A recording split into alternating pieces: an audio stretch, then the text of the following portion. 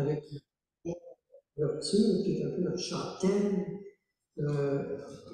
s'appelle En ce pays.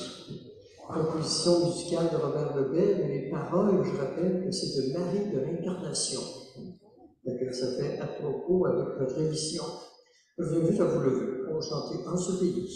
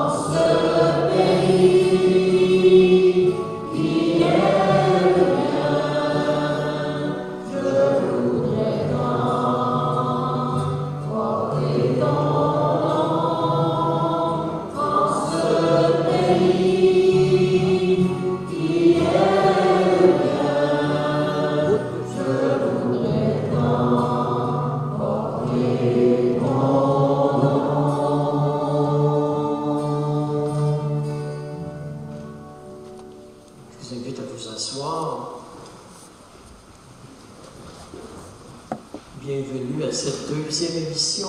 Jusqu'où me suivras-tu? Ce soir, on va dans le pays de la Nouvelle-France, dans la deuxième ville de la Nouvelle-France, Ville-Marie. Et mon premier invité, c'est nul autre que le fondateur de Ville-Marie, Paul Chomédé de Maisonneuve.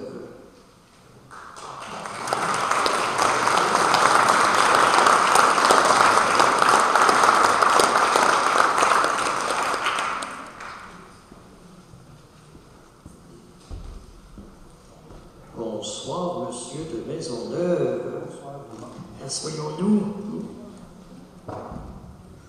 Alors, j'ai la joie de vous accueillir sur notre plateau en même temps ce soir que Jeanne Mans et Marguerite Bourgeois. On dit que vous formiez un trio extraordinaire qui a permis d'établir les fondations de cette deuxième ville de la Nouvelle-France, Ville-Marie. Il a mis mes bas. Je suis très heureux d'être ici. Plus proche. Je suis très heureux d'être ici. D'autant plus que mes chers complexes de toujours, Jeanne Mans et Marguerite, vont être ici avec nous. J'imagine que vous savez que Ville-Marie a failli ne jamais exister. D'abord, parce que les gens de Québec nous ont incités à passer l'hiver à Québec dès notre arrivée. À la date où nous arrivions, je reconnais qu'il n'était pas sage de se diriger tout de suite vers Ville-Marie, où tout était à construire. Mais les liens se sont tissés entre nous au cours de cet hiver, ont rendu très difficile notre départ au printemps.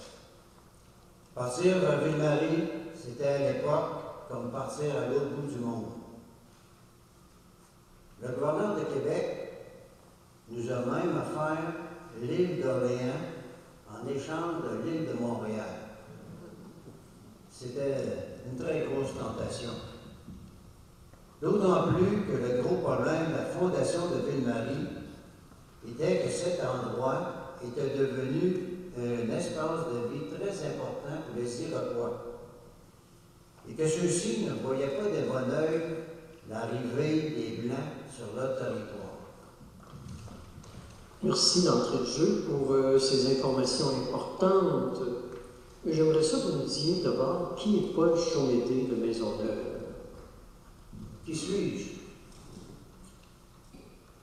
Toute ma vie, j'ai l'impression qu'on m'a dit « Fais donc encore un petit effort. Tu es capable de faire ça. » Je me sentais dépassé. Et j'ai toujours trouvé ma force dans la prière, et particulièrement dans ma prière à Marie, à qui j'ai toujours demandé de me précéder dans tout ce que j'avais à vivre. Je disais, Marie, passe devant. Qui suis-je? Dès ma tendre adolescence, je me suis engagé dans l'armée. Ce qui m'a permis de vivre une belle carrière militaire en Hollande. Lors d'une période de repos, j'ai découvert la Nouvelle-France par la lecture des Relations des Jésuites. Alors est né mon désir de partir vers ce nouveau pays pour l'évangélisation des Amérindiens. Ce qui fait que lorsqu'on m'a offert de fonder une nouvelle colonie sur l'île de Montréal avec les pères sulpiciens, je n'ai pas hésité une seconde, même si j'ignorais complètement ce qui m'attendait. J'avais 28 ans, l'âge des grands défis. Et vous voilà parti pour une grande aventure. Eh oui, nous sommes partis le 9 de mai 1641 de La Rochelle, en France. Nous étions une quarantaine d'hommes sur 2 bateaux. Il y avait 2 prêtres avec nous, ainsi que Jeanne Mans, notre infirmière et l'économe désigné pour notre projet. Un autre bateau était parti quelques jours précédents avec 10 hommes et 3 autres femmes. nous sommes tous retrouvés à Québec et nous avons dû passer l'hiver. Puis là, j'imagine, comme vous disiez au départ, qu'après avoir passé l'hiver à Québec, partir pour l'île de Montréal, ça ne va pas être facile. Effectivement. Mais nous y tenions tellement. Nous sommes arrivés sur notre île le 18 de mai 1642. Le père Vimont y a célébré une première messe et on a baptisé notre future bourgade Ville-Marie. Une première construction faite, nous avons encerclé notre future cité d'une palissade pour se protéger d'éventuels ennemis. En 1642, l'année de notre arrivée, une inondation soudaine a failli tout anéantir. J'ai promis à ce moment-là d'aller planter une croix au sommet du Mont-Royal, si Dieu nous protégeait. Ce qui fut accompli le 6 janvier 1643. 6 janvier 1643. Exactement. Vous qui arriviez de la France, avec les températures d'hiver que là-bas, celles qu'on a ici, puis qui est encore plus coriace à l'époque, j'imagine qu'il fallait être déterminé pour aller construire. Ben oui. Hein? Mais là, vous disiez que votre bourgade était un peu une propriété des Iroquois. Comment ils ont réagi à votre arrivée? J'ai l'impression qu'ils nous ont découvert, qu'ils ont découvert notre présence sur l'île seulement en 1643, un an après qu'on y soit arrivé. On a eu droit à une première attaque. On a eu droit à une première attaque qui a fait 6 victimes. Mais il a récidivé un peu chaque année. Le printemps 1651 fut très cruel. On ne s'attendait pas à leur attaque. Et ça paraissait plutôt en été. Cette fois-là, on a tous cru notre fin dernière arrivée. Seulement 50 habitants ont survécu. Notre avenir était compromis. Jeanne-Mance m'a fortement invité à aller chercher du renfort en France. Mais je ne suis revenu que 2 ans plus tard avec une centaine de nouveaux résidents, parmi lesquels se trouvait Marguerite Bourgeois. Et la vie a repris son cours.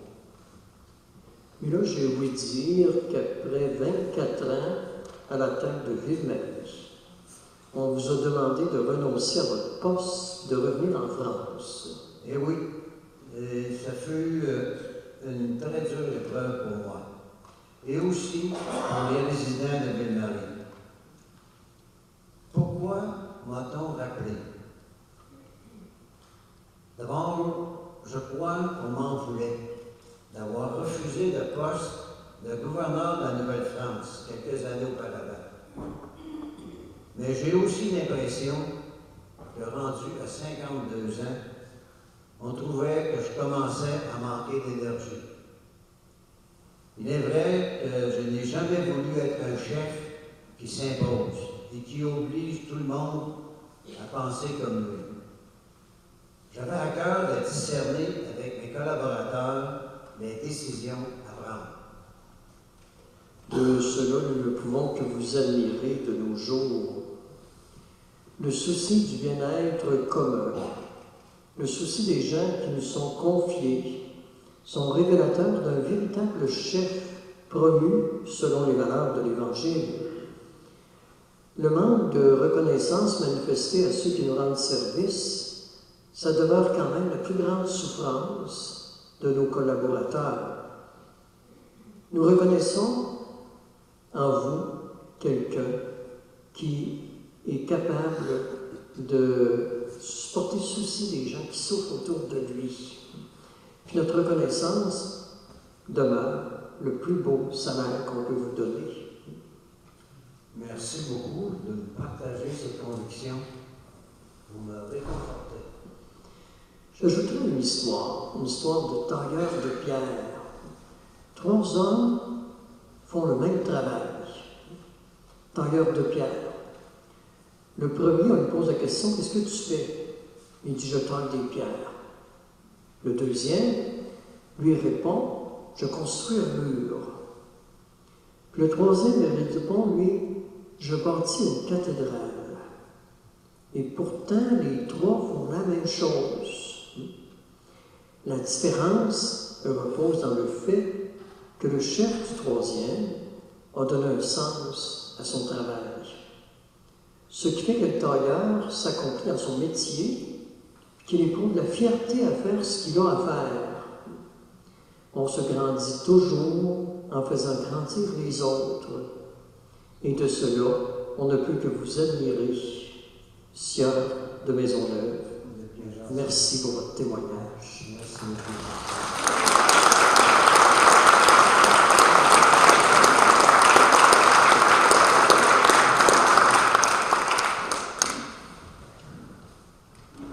On disait jadis que derrière un grand homme se cache toujours une grande dame. Moi, j'irais plutôt en regardant la découverte et l'arrivée de Ville-Marie. Alors, Maisonneuve nous le dit, il demandait toujours à la Sainte Vierge de le précéder. Voilà le nom de Ville-Marie. À côté d'un grand homme, moi, j'irais plutôt se trouve une grande dame. Alors, voici ma deuxième invitée, Jeanne Mance.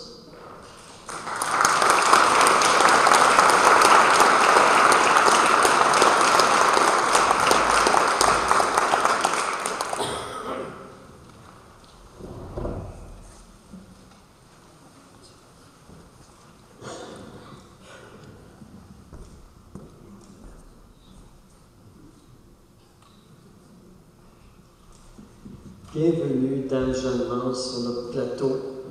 C'est un grand plaisir pour nous que de vous recevoir. Le plaisir est pour moi. Je suis éblouie quand je pense au pays que j'ai quitté en 1673 et que je découvre ce qu'il est devenu en 2024, c'est-à-dire 350 ans plus tard. Je suis particulièrement impressionnée par toute l'organisation médicale. C'est vrai, mais ceci m'amène à penser que vous avez passé votre vie entière dans le soin des malades. J'ai connu le monde médical à l'âge de 16 ans, en tombant malade. On m'a sauvé de justesse et à l'époque, on m'avait prédit une santé fragile. Je devais même mourir jeune. Alors, cela m'amène à parler donc de votre famille. Étant la deuxième d'une famille de 12 enfants, mon père et ma mère sont décédés à 2 ans d'intervalle. J'avais 20 ans et j'ai dû prendre la responsabilité de mes jeunes frères et sœurs, ce qui fait que je suis devenue infirmière à temps plein. Ma sœur aînée restait à la maison pour s'occuper des plus jeunes. Ce qui a dû vous arracher le cœur que d'avoir à partir pour la Nouvelle-France? Oui et non. J'avais depuis mon enfance le désir d'être missionnaire en Nouvelle-France. En même temps, je ne sentais pas d'appel à entrer en communauté, même si pour moi, les valeurs religieuses étaient primordiales. Alors, comme mes frères et sœurs ont tous été assurés d'un bel avenir, mon rêve d'être missionnaire laïque est revenu m'habiter. J'ai appris à ce moment-là le départ de Madame la Pelletrie avec Marie de l'Incarnation pour Québec, pour fonder un hôpital avec les sœurs Augustines.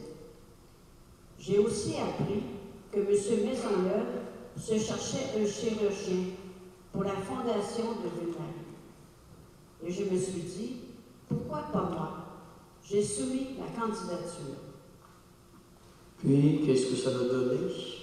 On a étudié mon offre et on a conclu que j'avais de l'expérience et les études équivalentes d'un chirurgien sans en avoir le titre, parce que j'étais une femme. Et on a aussi conclu que j'étais une femme d'un caractère héroïque et d'un tempérament solide qui pourrait capable de faire face aux imprévus et aux intempéries. On m'a même dit que j'avais la force psychologique d'un brave guerrier. C'est alors qu'on m'a recommandé à M. de Maisonneuve pour la fondation de l'hôpital.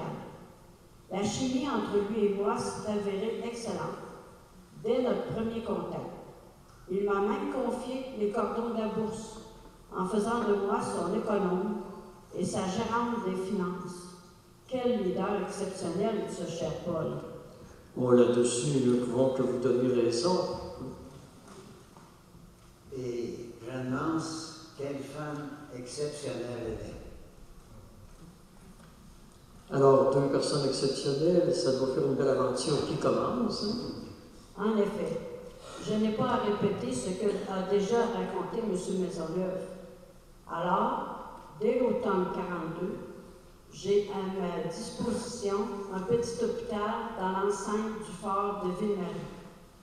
Mais les Amérindiens n'y viennent pas, même si nous en avions le souci de les soigner également.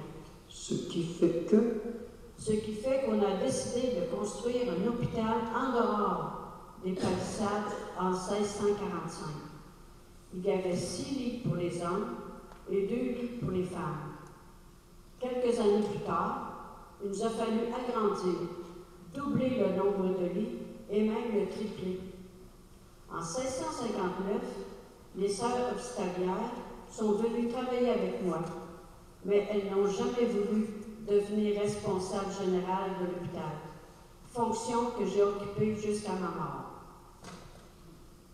Et si je vous demandais de nous résumer votre vie en une phrase, que nous diriez-vous? Le soin des malades et des pauvres est un chemin direct pour arriver chez Dieu. Il ne faut jamais regretter d'avoir rendu service à quelqu'un, même si on n'en reçoit aucune marque de reconnaissance. Dieu le remet au centre. Je peux vous le garantir là où je suis rendu aujourd'hui. Dieu est le maître de l'impossible. Ne cessez jamais de lui faire confiance. Merci, très beau témoignage. Vous savez, vous savez que le procès de canalisation de Jeanne Mance est à Rome et qu'il chemine très bien. Merci, Jeanne Mance.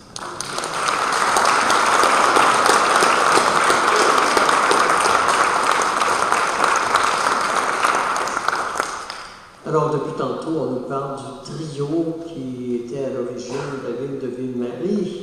Recevons maintenant cette femme au cœur d'or qui a toujours démontré un courage exceptionnel à l'exemple de ses complices dans la mise en œuvre de cette nouvelle ville très éloignée de Québec. Et nous accueillons maintenant Marguerite Bourgeois.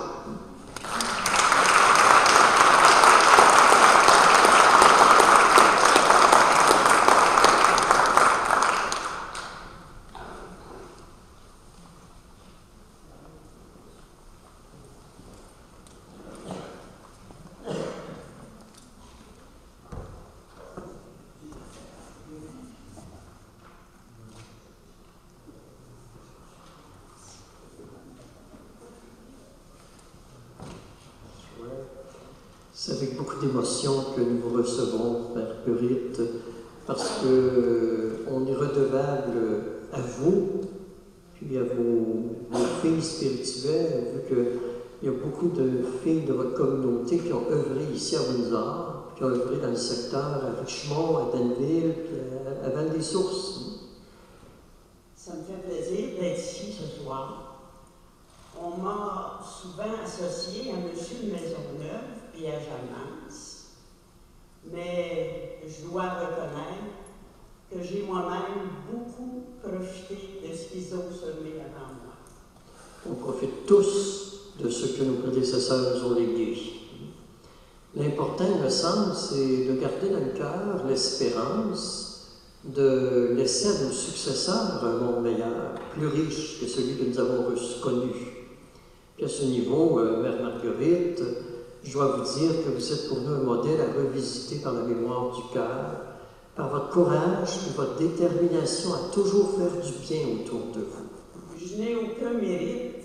Toutes les valeurs chrétiennes que j'ai transmises, je les ai reçues de ma famille. Mais à 20 ans, j'ai eu une vision. La Vierge Marie m'est apparue. J'ai pu vivre le mystère de l'Annonciation. Et mon premier réflexe a été de me diriger vers un monastère. Mais j'ai vite réalisé en moi un appel vers la visitation. La visitation qui consiste à rendre Dieu présent partout où j'irai, rendre des services au nom du Seigneur. Dieu ne m'appelait pas à entrer dans un cloître, mais je suis devenu membre externe d'une communauté enseignante pour devenir professeur dans les milieux défavorisés. Je crois que vous dites associé. Aujourd'hui, oui, les associés, les gens des communautés religieuses qui ne sont pas dans la communauté même. Hein. Puis c'est là qu'arrive votre appel pour aller vers la Nouvelle-France. En effet, en 1652, je fais la connaissance de Paul de Maisonneuve et il me donne la piqûre pour la Nouvelle-France. Il est le frère de notre responsable des associés dans la communauté des chanoinesses de Saint-Augustin. Il nous dit que Ville-Marie a besoin d'enseignants, mais que la colonie n'a pas de budget nécessaire pour faire vivre des religieuses. Donc, je me porte volontaire et Mère Louise me recommande à son frère. J'ai alors 33 ans. Puis vous voilà embarqué dans une nouvelle aventure. Eh oui! Finalement, nous n'avons atteint Québec que le 16 novembre 1653. Et comme je ne connaissais pas Ville-Marie, on m'a recommandé de passer l'hiver à Québec. J'ai fait la connaissance de Marie de l'Incarnation, qui a bien voulu me garder avec elle pour enseigner aux enfants de Québec. Mais chose promise, chose due. J'étais venue pour Ville-Marie. Puis qu'est-ce qui s'est passé quand vous êtes arrivé à Ville-Marie? Je n'ai pas pu enseigner tout de suite parce qu'il y avait une grande mortalité enfantine et de grands risques de contagion. Les enfants étaient plus nombreux. Je me suis donc joint à Jeanne Mance pour soigner les malades. Puis, j'ai pris conscience que les adultes ne savaient ni lire ni écrire. J'ai donc commencé une école pour adultes. C'est d'ailleurs quelques-unes de ces adultes qui deviendront ensuite mes premières collaboratrices. Et là, maintenant, j'aimerais ça que vous nous parliez de votre première école. Première école à Ville-Marie. Oui. En avril 1658, Maisonneuve met à ma disposition une étable désaffectée en pierre pour en faire ma première école. Je la nettoie et l'aménage avec quelques compagnes, puis je fais installer une échelle extérieure et aménage mon dortoir dans le colombier. Ce lieu devient ma résidence avec quelques compagnes et des enfants amérindiens qui nous avaient été confiés. C'est loin d'être confortable. Vivre à plusieurs dans un lieu exigu, trop chaud en été, puis trop froid en hiver. Puis l'enseignement? De ce côté-là, nous avons relevé de beaux défis. J'exigeais que chaque professeur soit compréhensif et tolérant. Jamais de châtiment corporel. Nous avons aussi vite compris l'importance d'être une brave mère de famille. Nos filles recevaient la formation nécessaire pour prendre en charge la vie familiale.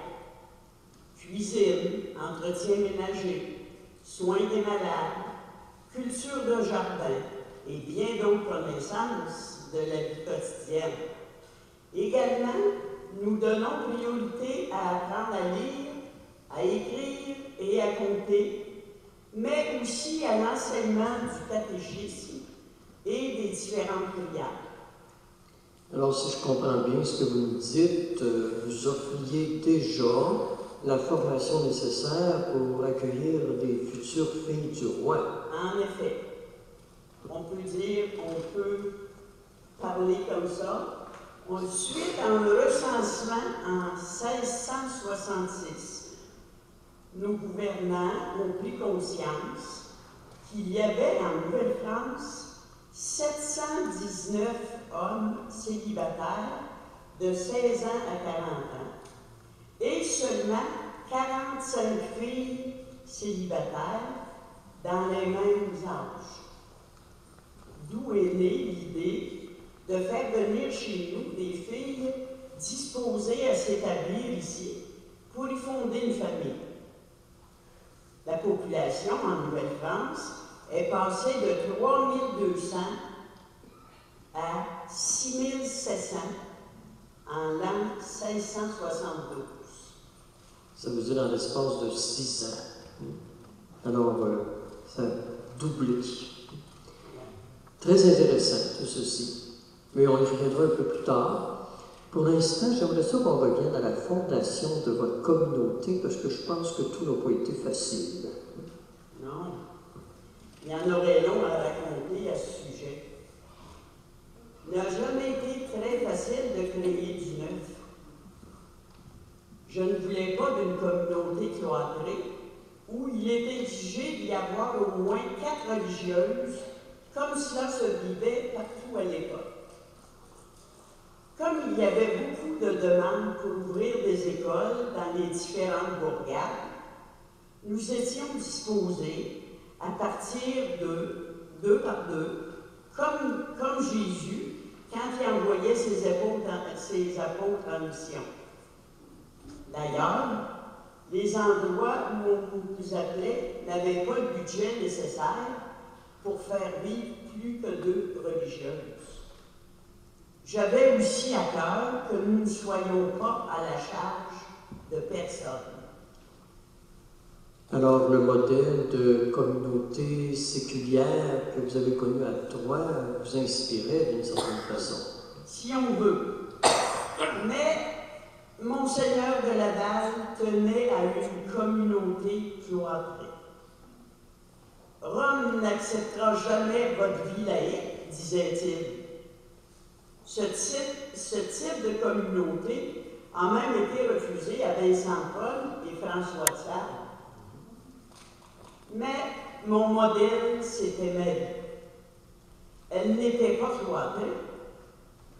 Elle sortait régulièrement pour la prière au temple avec le commun des mortels.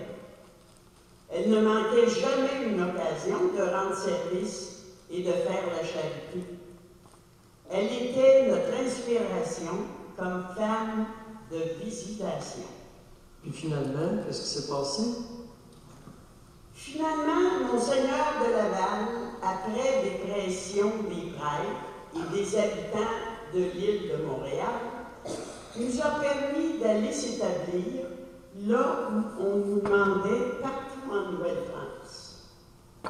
Peu après, je suis retournée en France et je suis revenue avec quelques reculs et surtout les lettres patentes du roi Louis XIV m'autorisant à ouvrir une nouvelle communauté. Monseigneur de Laval ira dans le même sens par la suite. Nous étions reconnus par l'Église catholique comme communauté non cloîtrée, une première à travers le monde. La reconnaissance officielle de Rome ne viendra cependant qu'en 1698. Après quelques nouveaux débats avec Monseigneur Saint-Vallier, qui a été le remplaçant de Monseigneur de Laval, qui lui aussi voulait nous voir cloîtrés comme les Ursulines de Québec. Alors je peux vous affirmer, après tous mes engagements, tous mes projets de vie, et que tout ceci m'ont permis de découvrir que dans toute notre vie, il faut y mettre de la bonté, du respect, de la ténacité, beaucoup de prières, puis un abandon à Dieu. Et je veux rendre grâce à Marie, la Vierge Marie, la Mère de Visitation, et à mon Dieu amour d'avoir été dans ma vie, dans tous mes projets. Bravo. Il y aurait beaucoup à dire sur votre vie, sur vos engagements exceptionnels. Mais le temps passe. Ça fait 2 fois que mon régisseur m'avertit qu'il va accueillir d'autres invités. C'est fatigant, le régisseur. Alors, merci, Mère Bourgeois, pour votre vie donnée et pour avoir persisté dans la fondation de votre communauté. Bravo.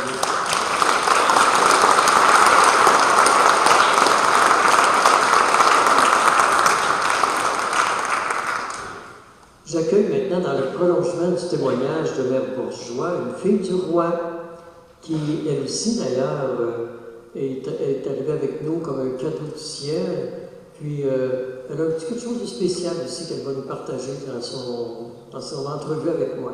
Alors, bienvenue, Marie-Louise.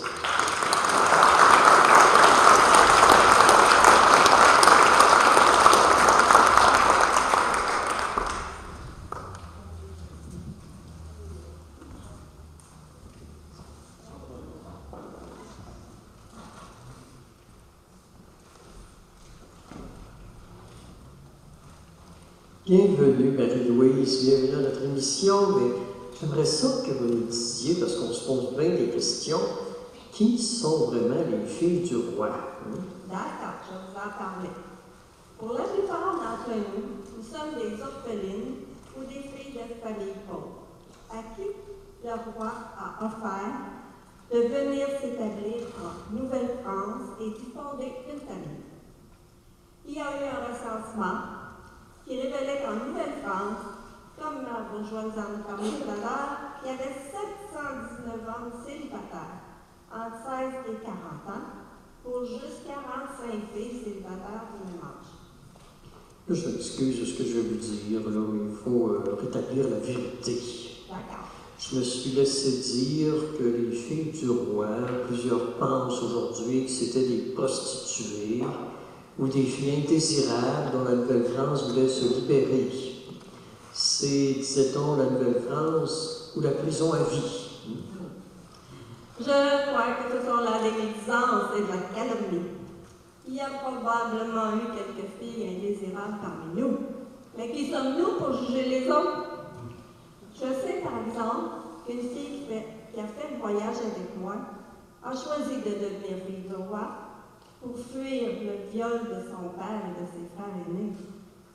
Vous savez comme moi, cher curé, que la pauvreté et la misère amènent son lot de souffrance et de déviation morale. Mais quel avantage a-t-il alors à devenir fille du roi? Ah, mais le roi nous assurait une dot de 50 livres, ce qui était beaucoup à l'époque pour des gens de classe moyenne, et toutes sortes d'articles ménagers pour notre future maison. Nous avions toutefois l'obligation de contracter le mariage dans les 6 mois après notre arrivée. De plus, chacune rêvait de l'homme idéal. J'imagine qu'il y en a qui ont été déçus. Je vous le concède. Mais nous n'étions pas laissés à nous-mêmes à notre arrivée en Nouvelle-France. Mère Bourgeois et ses compagnes nous accueillaient et nous donnaient une formation sur la Nouvelle-France, ses us et coutumes, de même que sur l'entretien d'une maison et la vocation de mère de famille. La plupart d'entre nous n'étions pas préparés au travail de la terre et l'entretien d'une maison. Nous venons des îles de Paris, d'autres grandes villes de France ou d'orphelinats. Puis, combien de filles du roi qui sont venues? Oh, on dit qu'il y en avait au-dessus de 1000 en 1666 et 1672. en 6 ans, 1000 filles du roi. Oui, monsieur. Là, j'ai entendu, vous avez un cadeau pour nous ce soir. Ben oui, Patrick. La bonne tire Sainte-Catherine. La tire Sainte-Catherine. Oui. Mais c'est quoi l'origine de la tire Sainte-Catherine? Ben, les enfants, ils partaient de loin pour venir à l'école à pied. Ils n'avaient pas beaucoup mangé à la maison. Alors, une religieuse qui m'a dit qu'il s'appelait Catherine a fabriqué ces mets sucrés pour leur donner de l'énergie. Ce qui est vite devenu une tradition en Nouvelle-France à cause des filles de mère bourgeois. C'est en quelque sorte l'origine des petits déjeuners qui sont servis de nos jours. Probablement.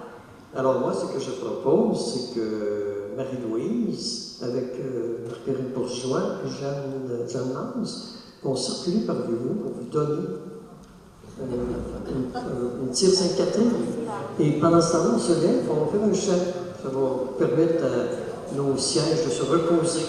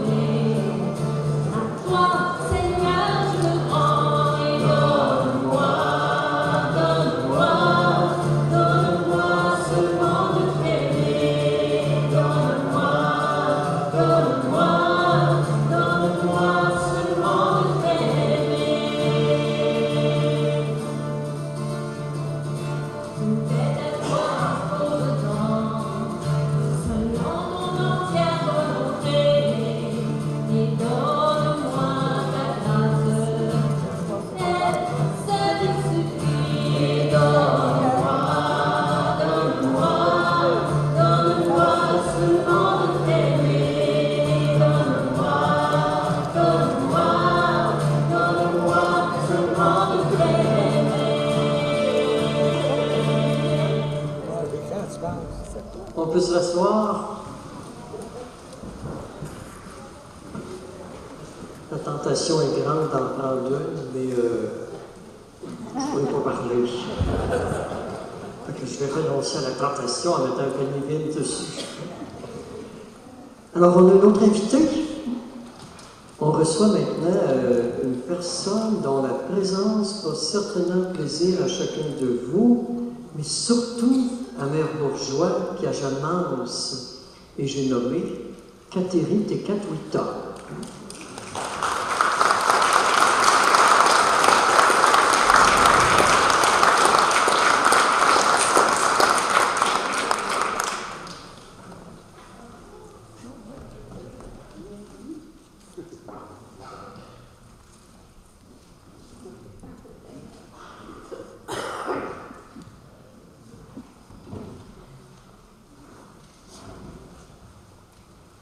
Bienvenue, Catherine. C'est avec un grand plaisir que nous t'accueillons à notre émission.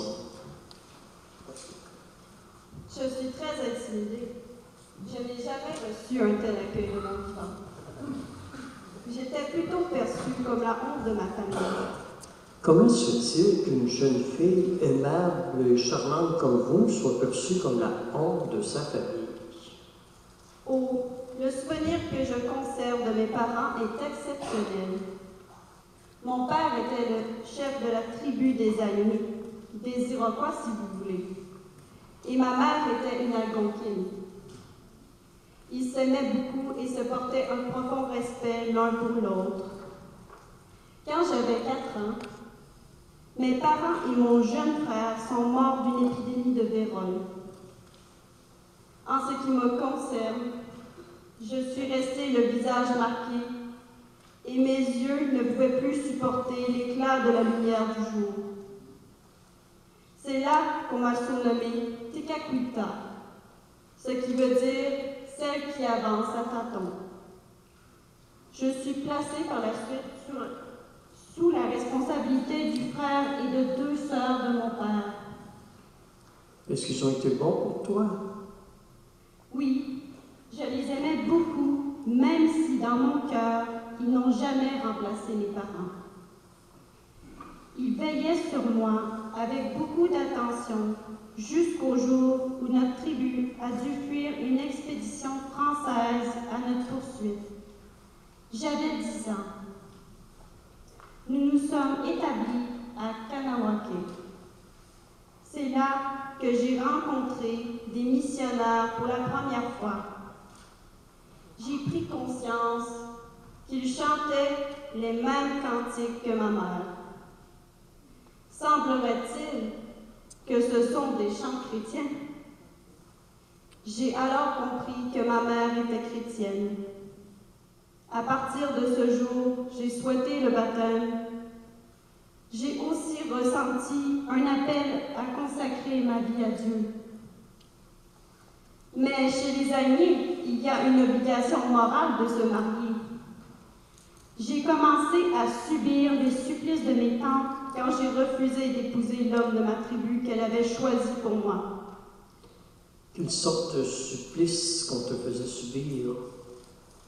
Elles m'ont privé de nourriture, elles mettaient des obstacles sur ma route pour que je tombe et me blesse à cause de ma vue réduite. Quand j'ai demandé le baptême, on m'a fait comprendre que les chrétiens ne travaillaient pas le dimanche. Alors, comme je refusais de travailler, on me forçait à jeûner, puis on me lançait des pierres quand j'allais à la chapelle. On fabriquait de faux témoignages contre moi. Est-ce que tu te défendais? Pas vraiment. Je faisais acte d'humilité. J'essayais de rendre le bien contre le mal. Mais un jour, les chrétiens de ma tribu m'ont aidé à fuir vers une mission indienne chrétienne près de Ville-Marie. Ce qui veut dire que finalement, tu t'es retrouvé avec d'autres chrétiens de toutes les tribus confondues. Oui, et ce fut pour moi le bonheur total. J'ai pu faire ma première communion et aller prier à la chapelle autant que je pouvais me le permettre. Également, j'aimais beaucoup les travaux communs où on s'édifiait les uns les autres par nos conversations et notre désir de rendre service aux autres.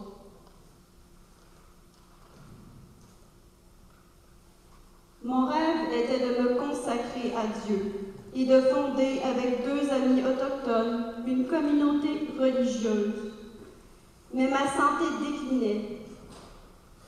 Accablée de migraines, de fièvre persistante et d'un grand mal d'estomac, je suis partie vers le ciel le 17 avril 1680, à l'âge de 24 ans. Mais tu veilles encore sur les jeux? Oh oui, c'est la mission que le pape Jean-Paul II m'a confiée lors de des Journées mondiales de la jeunesse de Toronto en 2002. Moi, je dois te dire, Catherine, c'est un fait très personnel. Tu as fait tes vœux de chasteté, de consécration à Dieu le 25 mars 1679, à l'âge de 24 ans, à peine un mois avant de mourir.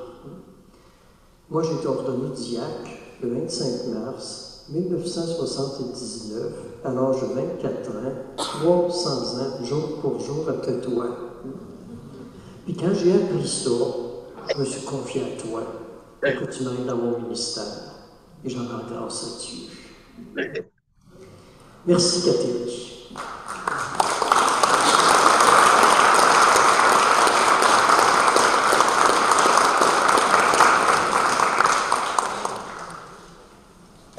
La prochaine invitée, c'est une personne exceptionnelle pour qui j'ai et pour qui plusieurs d'entre nous, je suis sûr, avons une grande admiration. Je crois que je peux dire, sans risque de me tromper, que cette femme-là, c'est la représentation parfaite pour nous au Québec de l'apôtre de la charité universelle et Saint-Vincent Paul. Et j'ai nommé Marguerite Diouville.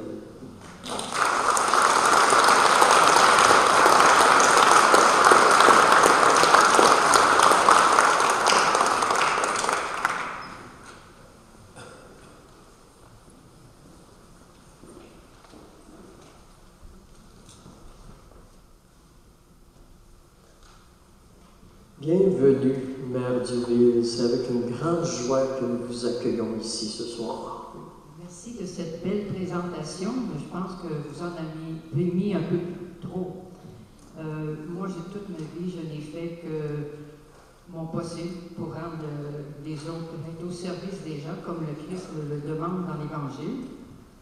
Et je sais qu'il y a beaucoup d'autres femmes très extraordinaires, comme Marie-Anne Blondin, Rosalie Jeté, Émilie Germain, et aussi bien d'autres femmes dans votre propre paroisse. Là, je vous arrête. Comme vous, ces dames que je connais et que j'admire ne souhaitent pas être mises en vedette, car ce qu'elles font, elles le vivent avec un élan du cœur qui ne trouve ses véritables fruits que dans le cœur de Dieu. Jésus le dit, comme le rappelle Saint Luc, « Réjouissez-vous non pas à cause de vos œuvres, mais parce que votre nom est inscrit dans le cœur de Dieu. » Là, vous parlez comme un vrai curé. Excusez-moi. Merci. Mais revenons en arrière d'abord. Parlez-nous donc de votre cheminement vocationnel.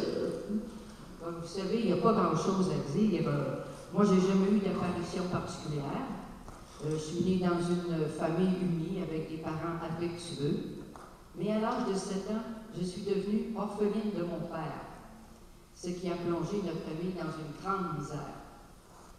Grâce à l'influence de mon arrière-grand-père, Pierre Boucher, qui était fondateur de Boucherville et ancien gouverneur de Trois-Rivières, j'ai eu l'immense joie d'étudier chez les Ursulines de Québec. Après ça, je suis revenue avec ma mère, qui s'était remariée et qui vivait maintenant à Montréal, et c'est là que j'ai rencontré François Diouville. Un homme qui, je crois, ne vous a pas particulièrement rendue heureuse. Je dirais pas ça. Je l'ai beaucoup aimé. C'est un homme qui avait besoin d'espace et d'aventure. Il aimait les risques, les nouveaux défis. Et pour lui, la vie familiale, c'était pesant, c'était étouffant. Il aimait le commerce des fourrures avec les Indiens. Et c'est sûr que je n'ai pas aimé apprendre par d'autres personnes qui faisaient aussi le commerce de l'alcool et la traite des esclaves. Mais que pouvais-je faire? Est-ce que vous avez été marié longtemps? 8 ans. 8 ans. Ensemble, nous avons eu 6 enfants. Seulement 2 ont survécu. Ils sont devenus prêtres. Il est mort de façon obscure. Et à sa mort, j'ai été anéanti et criblé de dettes. Criblé de dettes, mais vous en êtes sorti comment? Grâce à 3 compagnes, veuves elles aussi, nous avons décidé de louer une maison plus grande et de vivre ensemble. Nous faisions toutes sortes de petits travaux d'artisanat pour gagner un peu d'argent en vue de subvenir à nos besoins. Et quelques années plus tard, nous avons tout perdu par le feu, ce qui a attiré la sympathie de la population. Alors, si j'ai bien compris, malgré vos conditions de vie parfois pénibles, il paraît que votre maison était toujours ouverte aux pauvres. Nous étions nous-mêmes des gens qui vivaient grâce à la bonté de la population. Est-ce que vous conservez vous viviez dans une vie communautaire? Oui, tout à fait. Êtes-vous devenue une nouvelle communauté religieuse? Aujourd'hui, je dirais oui, mais à l'époque, nous n'étions pas conscients d'être devenus une communauté. On m'appelait la mère des pauvres et on nous avait baptisé les sœurs grises. Mais pour nous, cela n'était pas le signe d'une nouvelle communauté. Et là, je regarde, pourquoi les sœurs grises? Ça me gêne de répondre à cette question. Les gens nous trouvaient misérables et pourtant nous étions heureuses. Alors les calomnieurs nous disaient que la mère Jouville avait suivi la trace de son défunt mari et qu'elle faisait boire ses compagnes, d'où le nom de sœurs grises ou des sœurs grisées par la boisson. Je comprends que c'est gênant d'en parler, hein? Mais ça n'a pas empêché le gouvernement de l'époque de faire appel à vos services pour reprendre en main l'hôpital général de Montréal qui tombait en ruine. En effet, j'ai quand même exigé au départ que je prendrais l'hôpital à la condition qu'on nous laisse y accueillir tous les malades de toutes les classes sociales, les riches, les prêtres, les Indiens, les blessés de guerre, les prisonniers, les pauvres, les filles mères, les enfants abandonnés, les orphelins. Tous avaient leur place chez nous et tous méritaient le même respect. La maladie n'a pas de classe sociale. J'ai passé ma vie à la veiller à la veille de manquer de tout, mais je n'ai jamais manqué du nécessaire. Toujours la Providence a veillé sur nous. De toute façon, tout ce que je n'ai pas donné, j'ai toujours fini par l'échapper. Alors aussi bien rendre service aux autres. Mais dites-moi donc, Claude, c'est quoi votre secret pour persister à faire le bien, même à ceux qui vous ont calomnié ou qui vous ont fait souffrir? J'ai toujours cru que chaque personne est un enfant bien-aimé du Père Céleste. Je n'ai jamais voulu faire du bien en général. J'ai toujours pris le temps de m'arrêter à chaque personne. J'ai aussi vite découvert que plus une personne souffre, plus elle risque de devenir blessante si elle ne peut pas sortir de ses souffrances. Chaque personne a besoin de beaucoup plus d'amour qu'elle en a en vérité. J'ai et vous avez besoin de plus d'amour que vous en avez mérité. C'est vrai. Alors, au début de notre entretien, vous nous avez parlé de Marianne Blondin, Émilie Gamelin, Rosalie Jeté. Étaient-ce vos compagnes de communauté, ces femmes-là? Non, ces femmes sont des fondatrices de différentes communautés au service des pauvres. Vous voulez dire qu'elles ont consciemment fondé de nouvelles communautés? Non, on ne fonde pas une communauté. La relecture de nos vies nous fait prendre conscience qu'on est devenu une communauté.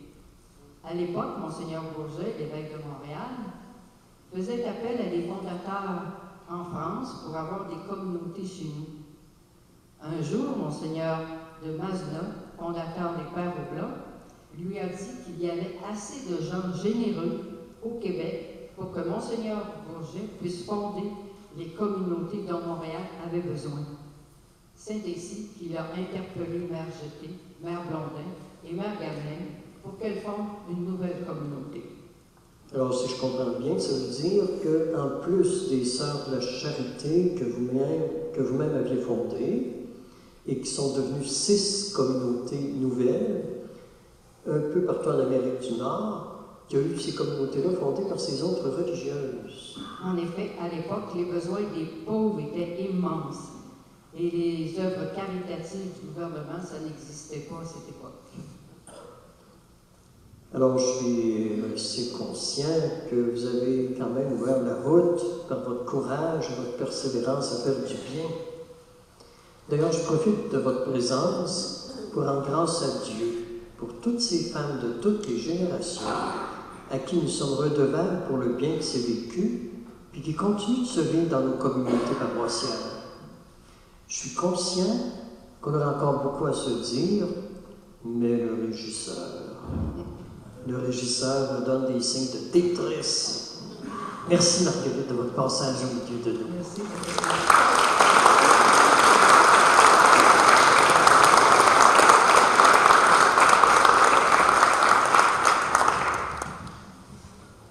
Nous accueillons maintenant une autre personne qui a marqué l'Église du Québec au point d'être considéré aujourd'hui comme un des personnages les plus vénérés pour notre peuple, malgré le climat de sécularisation dans lequel nous vivons, et je nomme le frère André Bessette.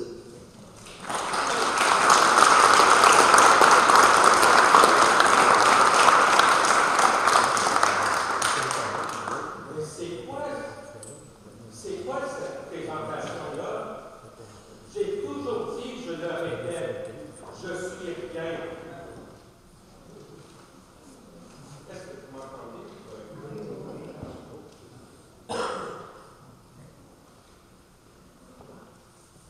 J'ai toujours dit, et je le redis, je suis rien. Tout le monde m'a prévu plein de miracles. J'en ai fait aucun. Je n'ai été que l'intermédiaire de Saint-Joseph. Alors, monsieur le curé, je vous demande de me présenter avec l'humilité qui me caractérise. Vous savez, j'aimerais mieux être présenté sous mon vrai jour.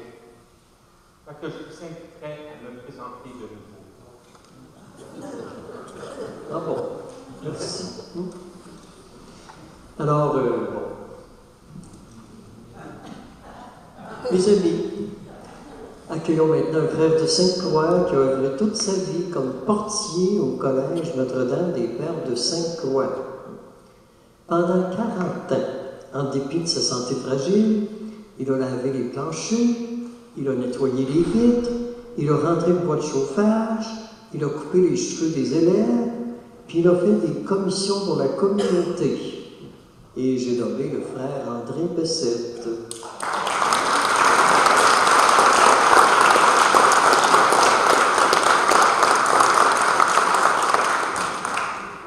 C'est un petit peu mieux.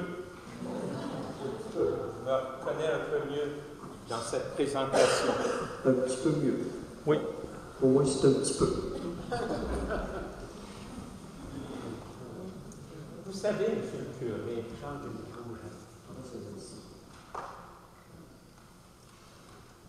vous savez, monsieur le curé, je n'ai aucun mérite. J'ai entendu ça. Orphelin de père et de mère, j'ai été accueilli par un oncle en Nouvelle-Angleterre. De santé trop fragile pour travailler dans les usines de textile, j'ai été manœuvre chez un cordonnier, un forgeron, un boulanger et un ferblantier. Mais je n'ai jamais pu conserver mes jobs parce que je ne savais ni lire, ni écrire, ni compter. Et parce que ma santé me jouait des tours. Et vous savez, j'ai côtoyé la misère des gens pauvres et comme eux. Je me suis souvent senti dépassé. Mais alors, expliquez-moi comment vous êtes-vous retrouvé chez les Pères Sainte-Croix? Très bonne question. À un moment donné, je suis revenu vivre dans mon village natal et j'ai partagé à mon curé mon désir de devenir un religieux. Ce qui s'avérait impossible, étant donné mes difficultés de santé et mon manque de scolarité. Le curé provençal m'a envoyé avec une lettre de recommandation vers les Pères de Sainte-Croix. Il connaissait bien les Pères. Eux, ils m'ont accueilli par charité et parce qu'ils ne pouvaient rien refuser au curé. C'est alors, et j'ai vu là, que je devenais un fardeau pour la communauté. C'est alors qu'ils m'ont placé à la porte et que j'y suis resté le reste de ma vie. Ma job consistait à accueillir les gens, les écouter et à répondre à leurs demandes. Mais vous savez, dans ce travail, la vie m'a joué des petits tours. Des malades venaient me voir en me demandant de les guérir. Qui étais-je, moi, le portier, pour guérir les personnes? Je les envoyais à Saint-Joseph et je leur promettais de prier pour eux. Certains revenaient en me disant qu'ils étaient guéris. C'est alors qu'un désir a commencé à germer en moi de bâtir un oratoire à Saint-Joseph. Mais en même temps, il y avait des rumeurs qui circulaient en ville que le petit portier du collège Notre-Dame faisait des miracles. Là, ça m'a fait développer mon mauvais caractère. On m'a plutôt dit que vous étiez de nature enjouée, puis que vos sautes d'humeur étaient une façon de faire un peu de théâtre. Je crois même, moi, que vous auriez fait un excellent humoriste à côté de Jean-Michel Anctil, Peter MacLeod, Jean-François Mercier, MacLeod, Laurent Paquin et bien d'autres. Moi, vous en avez des idées, là, monsieur le curé? Je vous avoue que ça m'aurait aidé pour bâtir l'oratoire. Mais c'est vrai que j'aimais parfois déconcerter les gens de temps en temps. Mais vous imaginez-vous ce que c'est que de vivre avec la réputation d'être un saint? Ça finit par étouffer. Vous, ma petite dame, l'avez-vous eu, votre bébé? Imaginez-vous si cette petite dame avait commencé à monter les escaliers à genoux alors qu'elle était au début d'une grossesse. Je l'ai vertement sermonné, des plans pour perdre son bébé. Elle voulait, par la suite, j'ai compris qu'elle montait les escaliers pour tomber, pour devenir enceinte. Et je lui ai dit, arrêtez, vous l'êtes déjà.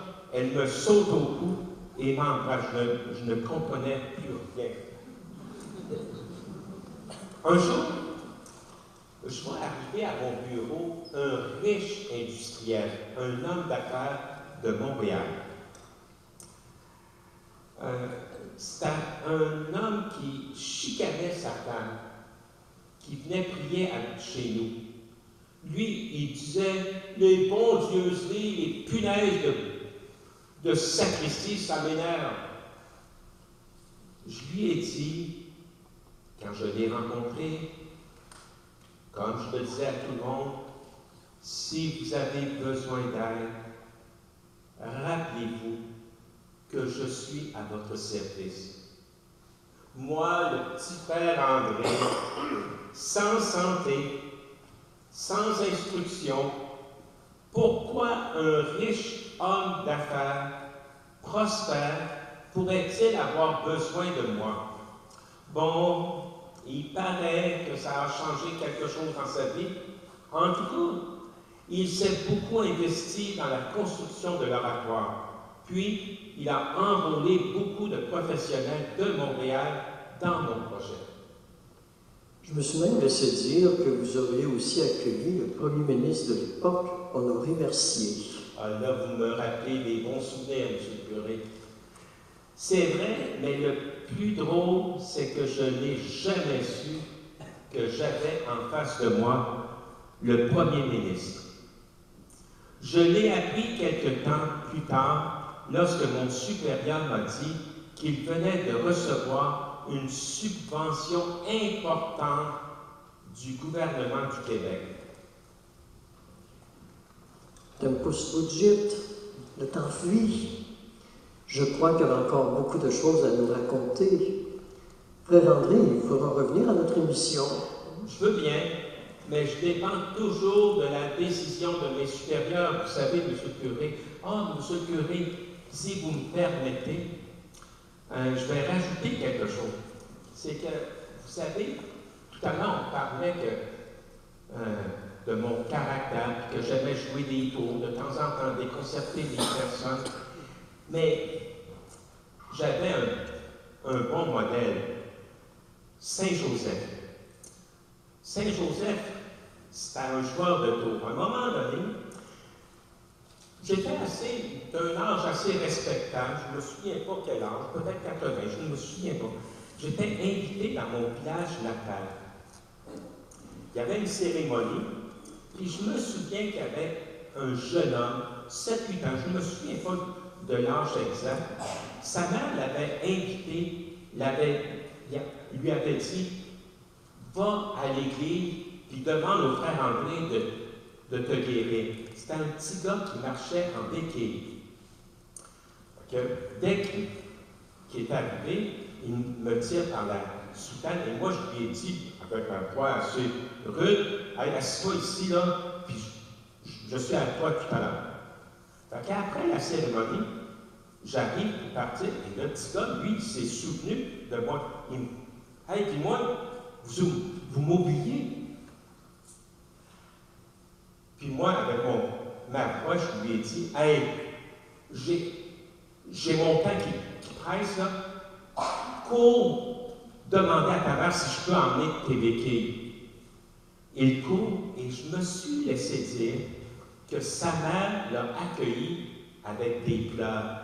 Elle s'est aperçue qu'il était guéri. Mais vous savez, monsieur le curé, c'est pas moi qui l'a guéri. C'est Saint-Joseph. Saint-Joseph, c'est ça. Alors, je sais que vous auriez encore beaucoup de choses à nous raconter. Alors, je vais faire appel au curé provençal pour vous inviter encore. Merci. Il a l'air d'avoir du poids auprès des frères, des pères de Sainte-Croix. Mais ce que je retiens le plus pour l'instant, c'est la grandeur d'âme de l'humilité. C'est la grandeur d'âme de l'humilité qui crée des grands personnages. Mais savez-vous, frère André, qu'il y avait plus de gens à vos funérailles que toutes les funérailles se sont vécues, toute génération donnée à travers le Québec, même pour les évêques, les cardinaux, les premiers ministres et tous ces gens-là, ils n'ont jamais eu autant de monde qu'à vos propres funérailles. Monsieur le curé, comme je le dis, je n'y suis pour rien. Oh, c'est sûr, ça j'imagine. Hein? Mais je ne sais pas si vous le savez, et au funérailles du frère André, on a dit qu'il y avait 50 000 personnes. Alors, extraordinaire. Merci pour votre passage au milieu de nous ce soir.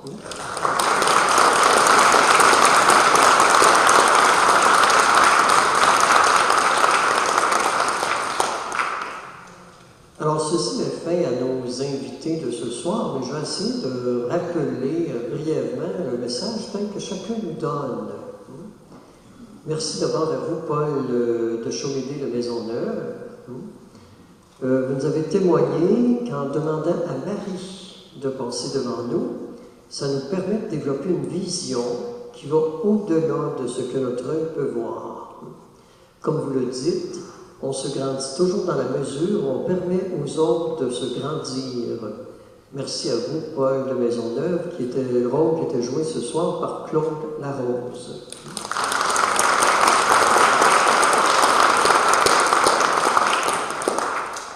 De Saint-Camille en passant. Merci à vous, Jeanne Mance, de nous avoir invités à développer une confiance inébranlable en Dieu, qui fait d'ailleurs toujours au-delà de tout ce qu'on peut s'imaginer. Le secret, c'est de compter beaucoup plus sur Dieu que sur nos propres forces, Merci à vous, Jeanne Mance, alias Solange Le Tendre de Saint-Georges.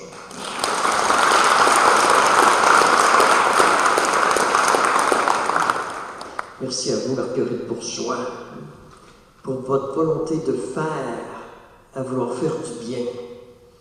Vivre le quotidien des gens, c'est s'intéresser à ce qui les intéresse, pour finir par les amener à vivre les mêmes valeurs que nous, sans jamais les bousculer. Merci à vous, Marguerite Bourgeois, rôle qui était joué par Thérèse Poirier de Water.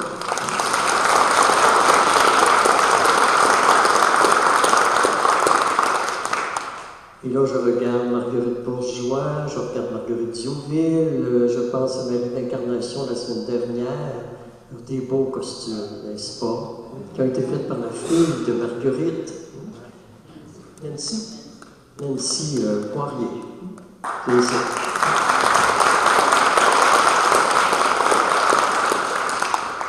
Merci à Marie-Louise, fille du roi.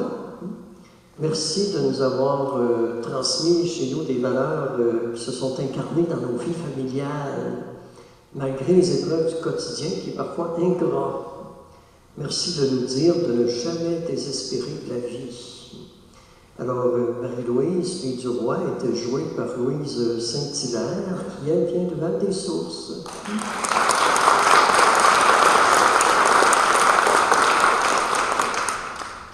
Merci à toi, Catherine. Catherine nous rappelle qu'aller au bout de nos épreuves, c'est aller au bout de l'amour. Merci de nous inviter à aimer les gens au-delà des blessures qu'ils nous causent, sans jamais mauvaise volonté de leur part.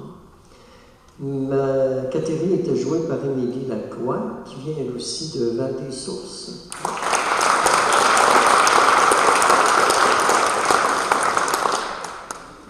Merci à vous, Marguerite Diouville.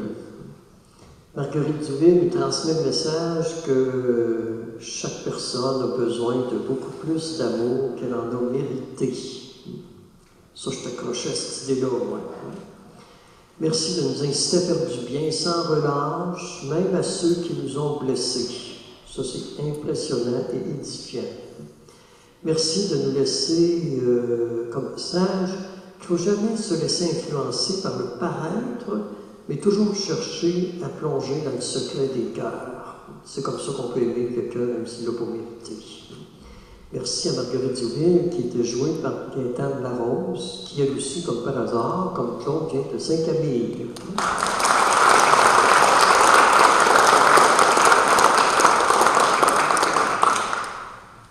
Merci à vous, frère André. Je vois que vous aviez de la personnalité. Et merci de témoigner surtout que l'humilité, c'est la mère de toutes les vertus.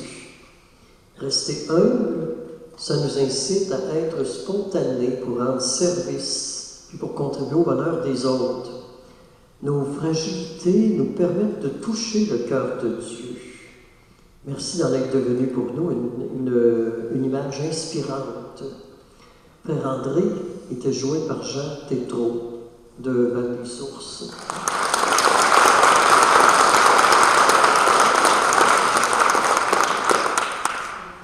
Merci à notre animatrice de foule, Louise.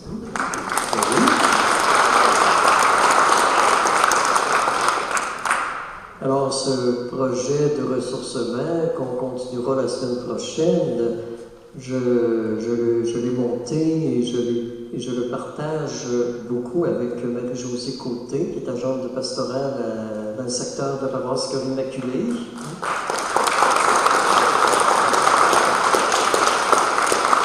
Merci aussi Daniel et Daniel, qui sont de la région ici, Daniel Leroux, Daniel Morin, pour notre chef. Puis je vous avoue que ce soir, comme par hasard, on n'a pas d'acteurs qui viennent de la région immédiate, on en aura la semaine prochaine. On en a eu la semaine passée. Alors, il y a quand même 21 personnes qui jouent des rôles spécifiques dans cette animation-là sur trois soirées. Avant de vous quitter, je vais juste vous dire que la semaine prochaine, je vous rappelle qu'on va plutôt rencontrer les personnes clés du diocèse de Sherbrooke dans le cadre du 150e du diocèse cette année. Alors, ça promet d'être une très belle rencontre aussi. Et pour ce faire, je viens de faire paraître un livre que j'ai écrit et qui a été mis en page par votre curé, Jean-Claude. Et ce livre-là, La vie entre lac et montagne, c'est l'histoire romancée du diocèse de Sherbrooke. Alors, romancée dans le sens que tous les faits sont réels, mais qu'ils sont racontés de façon à captiver notre attention. Par exemple, le deuxième évêque de Sherbrooke, Monseigneur Larocque, a été aux études à Rome après son ordination. Et il s'est lié d'amitié avec un prêtre italien, avec qui il est toujours resté en contact toute sa vie. Et le prêtre en question est devenu le pape Benoît XV. Et alors, pour parler de ce qui s'est vécu dans le diocèse de Sherbrooke pendant son mandat, je les imagine en visite ad limina à Rome.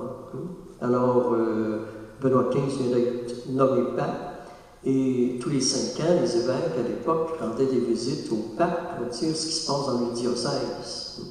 J'étais pas assis avec eux autres dans leur bureau, mais j'imagine que Monseigneur Larocque raconte ce qui se passe dans le diocèse de Sherbrooke. Alors tous les chapitres sont faits de cette façon-là, d'une façon différente, mais toutes imagées, mais les faits qui sont dedans sont tous des faits réels. Fait que comme la semaine prochaine, on parle du diocèse, bien, s'il y en a qui peuvent déjà commencer à s'intéresser puis à se procurer le livre, j'en ai apporté les exemplaires. Ils se vendent 15 $, ce qui n'est quand même pas très cher. Pour un livre aujourd'hui, on n'a pas en bas de 20, 25, 30 $. Moi, j'aime mieux le vendre moins cher qu'on l'achète, qu'on le lise, que de le donner à une vingtaine de personnes qui vendent plus cher aux autres pour payer ce que j'ai fait donner.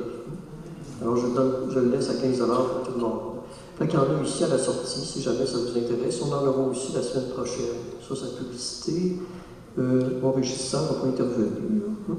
Et j'ai trouvé un très beau livre, Pensée lumineuse. Peut-être que vous avez déjà vu ça. Alors, c'est, je ne sais pas d'où ça vient, mais j'ai à peu près 10 caisses de ces livres-là dans le sous-sol du presbytère chez nous. Fait que je vais vous en amener une caisse. Je vous les donne. Vous pouvez vous en prendre. Si vous voulez faire un cadeau à quelqu'un, prenez-en tant qu'il y en aura. Ça me fait plaisir de vous en laisser aussi. Merci. On termine avec un dernier chant. Comme le commentaire plus dernier, la chanson c'est Je te donne tout. C'est levé. Je te donne mon cœur, il ne m'appartient plus. Seul que j'ai meilleur, c'est à toi Jésus. Ça prend de valeur, je crois y rendu. C'est le fond de mon cœur, c'est à toi Jésus. Prends mon âme, prends mon cœur, je donne tout. Prends ma vie, me voici, je donne tout. Mon cœur est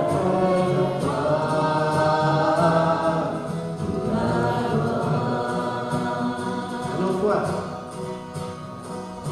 Je te donne mon cœur, il ne m'appartient plus.